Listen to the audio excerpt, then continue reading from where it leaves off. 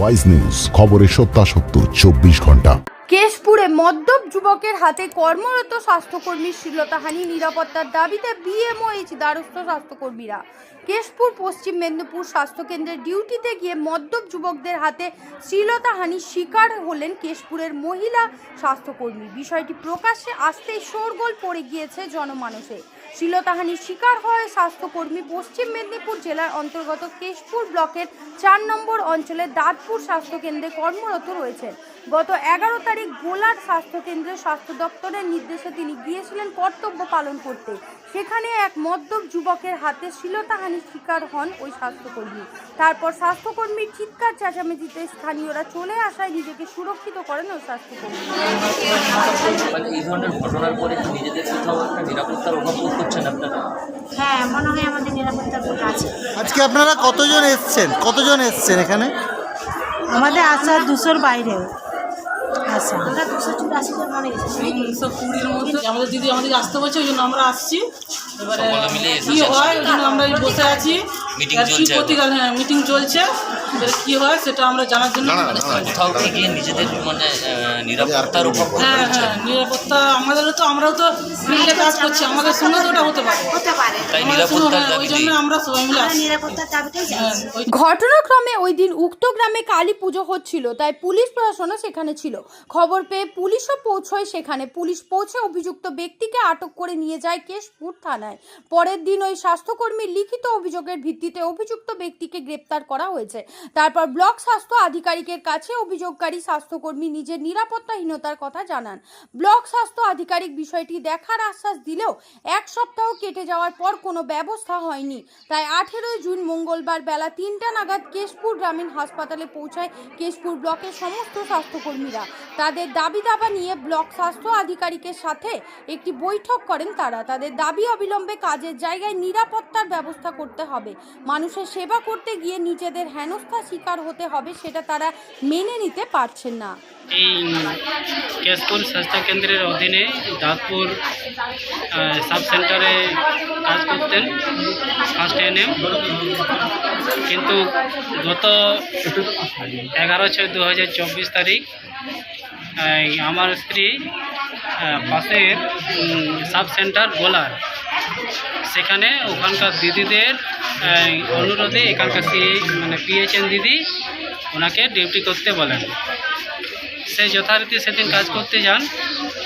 এরপরে যেমন কাজ চলে প্রতিদিন, সেরকম 2-1টা করে পেশেন্ট আসছে। তাদেরকে যেমন যার যেমন অসুখ বলতে পারে, শিশু আর মাসের যে ওষুধগুলি বা প্রেশার চেক, সুগার চেক করা, প্রেশার চেক করা, এইসব কাজগুলো করছিলেন।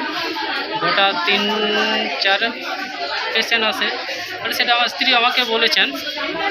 তো এরপরে মোটামুটি 1টা-1.5টা নাগাদ নাকি একজন মদ্যপ যুবক সেখানে আসে।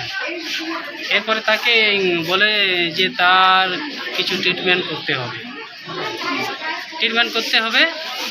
যে কি ট্রিটমেন্ট করতে হবে না, তার নাকি লিঙ্গ ছোট, হ্যাঁ চিকিৎসা করাতে হবে, হ্যাঁ চিকিৎসা যেগুলো করতে করেন হবে, এখানে যেটা ওনাদের দ্বারা সম্ভব তো নয়। হ্যাঁ, কিন্তু সে সঙ্গে সঙ্গে বলেছে যে এইসব জিনিস কিন্তু এখানে করা হয়নি, এখানে শুধু মা এবং শিশুদেরই করা হয়। আপনি অন্য জায়গায় চলে যান, বড় ডাক্তারকে দেখান, এখানে কিন্তু হয়নি। কিন্তু সে হঠাৎ করে তার অজান্তে তখন তার উপরে ঝাঁপিয়ে পড়ে, মানে তাকে জোর করে মানে শ্লীলতাহানি করে, মানে এবং বলতে থাকি যে তার চিকিৎসা করতে হবে, তার লিঙ্গ দেখতেই হবে। তখন সে বাধ্য হয় চেঁচামেচি করে, তখন এই অবস্থায় ভয়ে, আর কিন্তু তার চিৎকারে ওর পাশাপাশি যে দোকানগুলো ছিল সেগুলো পাশাপাশি লোকজন চলে আসে। হ্যাঁ, লোকজন চলে আসে, ছুটি চলে এলে তাকে ছেড়ে সে পালানোর চেষ্টা করে। কিন্তু সেই সময় সেদিন ওখানে একটা কালী পুজো ছিল, সেখানে পুলিশ অফিসাররা ছিলেন, তারাও কিন্তু এই গোলমাল শুনে তারা কিন্তু ওখানে চলে আসেন। যখন তারা ব্যাপারটা বুঝে কী ব্যাপার না এরকম ঘটনা ঘটেছিল, তখন ওই যুবকটিকে ধরে নিয়ে তারা কিন্তু নিয়ে এসেছিল।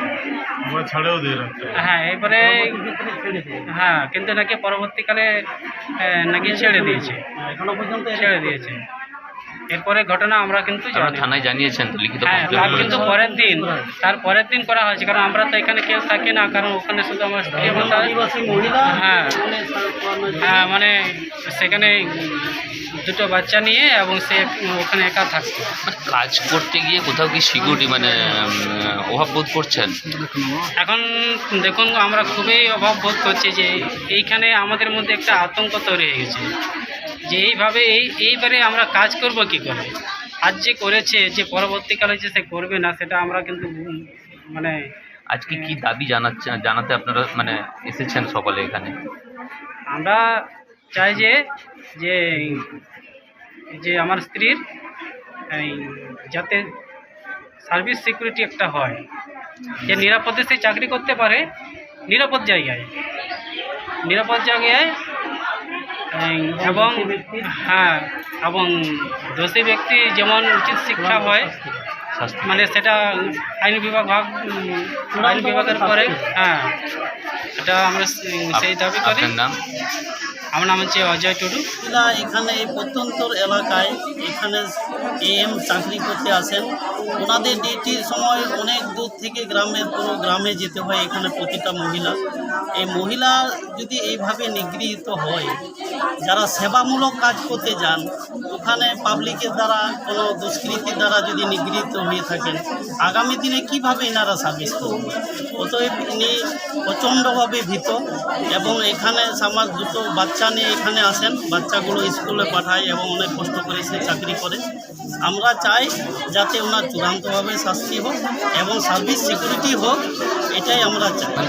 আপনার বোন সহ আর যারা কাজ করে মহিলারা, আমরা সমস্ত পরিবারের সমস্ত এখানের আমাদের পরিবার সমস্ত দিদিরা যাদের সার্ভিস সিকিউরিটি থাকে এবং সুষ্ঠুভাবে কাজ ওনারা পরিচালনা করতে পারেন, এখানে আমাদের সবার বক্তব্য এটাই, অন্য কিছু বক্তব্য নেই।